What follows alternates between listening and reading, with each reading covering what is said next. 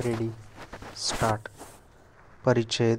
दिवसेंदिवस वाढत जाणारे तंत्रविद्येचे ज्ञान व औद्योगिकरण यांच्यामुळे जीवन सातत्याने अधिकाधिक गतिमान होत आहे. उपभोगाच्या, आरामाच्या व चैनीच्या शेकडो नव्या, सुबक, सोयीच्या व आकर्षक वस्तू व उपकरणे तयार होत आहेत. त्यांच्यात सुबकता, आकर्षकता, सुटसुटीतपणा, कमी कष्टात अधिक जलद रीतीने कामे उरकण्याची क्षमता आणि परिणामी सुख प्राप्त करून देण्याची क्षमता अधिक प्रमाणात येत असते. अशी नवी यंत्रे मुख्यतः विजेवर सुबक व जलद कामे करून देऊन अपेक्षित परिणाम घडवून आणणारी उपकरणे विकत घेण्याची व वापरण्याची प्रवृत्ती सर्वांमध्ये झपाट्याने वाढत आहे. ज्या वस्तूंना पूर्वी चैनीच्या समजत त्या आता नित्याच्या जीवनात व व्यवहारात सर्वसाधारण समजल्या जाऊन सर्वत्र मिळू लागल्या आहेत आणि त्यांचे आकर्षण केवळ तरुणांनाच नाही तर लहानांपासून वृद्धांपर्यंत सर्वांना वाटू लागले आहेत आणि ते स्वाभाविक आहे. अशी यंत्रे व विद्युत उपकरणे साहजिकपणे महाग असतात व त्यांच्यासाठी बराच पैसा खर्च करावा लागतो. ती महाग असली तरी चालतील, पण ती आपण विकत घेतलीच पाहिजे.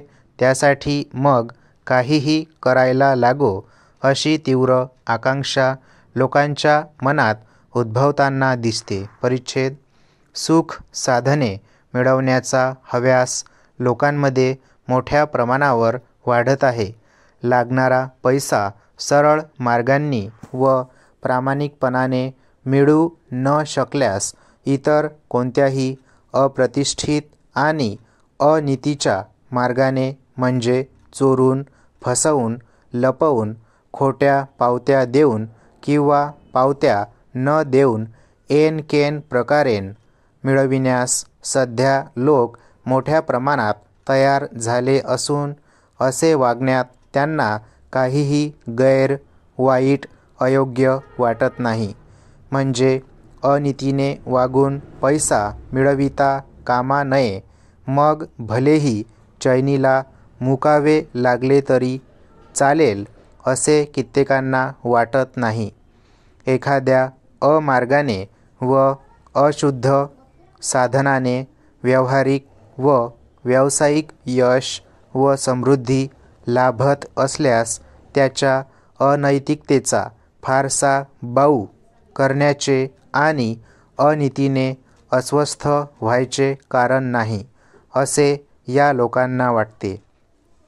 त्यांच्या अशा वाटण्यात व वागण्यात नैतिक मूल्याचा ऱ्हास होतो आहे व त्यांची धूप होते आहे, असे नीतीची काळजी करणाऱ्यांना वाटते. आणखी एक महत्त्वाची गोष्ट अशी की पूर्वी अनीतीचे वर्तन करण्यात एक प्रकारची भीती, कमीपणा, हीनपणा व पापही वाटत असे. आता अशी भावना जवळजवळ नष्ट होत आहे असे दिसते. स्टॉप.